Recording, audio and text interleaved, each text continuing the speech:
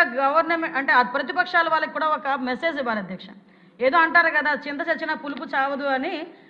Road మీదకి వచ్చి ఇంకో పదం ఉంటుంది, ఏమీ లే నాకు ఎగిరెగిరి పడుతుందని.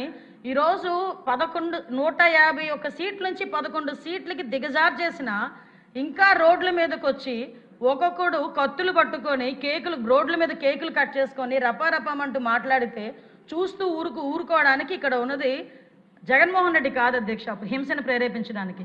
ఇక్కడ ఉన్నది చంద్రబాబు నాయుడు గారు. మూగ జీవాల్ని కూడా తలలు నరికి తలలు దాంతోనేమో అభిషేకాలు చేస్తాము, మాకు నచ్చినట్టు మేము ఉంటామని చెప్పడానికి ఇది రాజారెడ్డి రాజ్యాంగం కాదు. ఇది గౌరవ ముఖ్యమంత్రి గారు నడిపిస్తున్న అంబేద్కర్ రాజ్యాంగం. తప్పు చేసిన వాడు ఎలాంటి వాడైనా, ఏ పార్టీ వాడైనా, ఎలాంటి సిచ్యువేషన్లో ఉన్నా కూడా వాడికి శిక్ష తప్పదు అని చెప్పడానికి మేము ఇక్కడ నుంచే మెసేజ్ ఇస్తున్నాం అధ్యక్ష.